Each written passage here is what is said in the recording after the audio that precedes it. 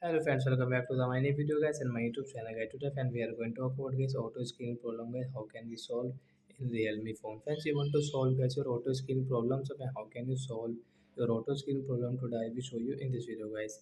So before starting video friends, first of all go and subscribe the channel guys. Click the bell icon and like the video. So friends, now let's see guys how can we solve auto screen problem guys. So first of all guys we will on our phone setting guys.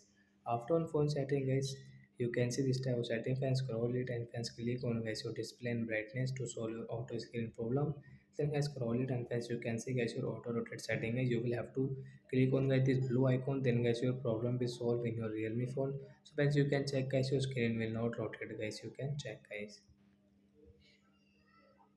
So like that guys, you can solve your auto screen problem in your Realme phone. So I hope friends you have understood how to solve auto screen problem. So that's it guys. Thanks for watching the video.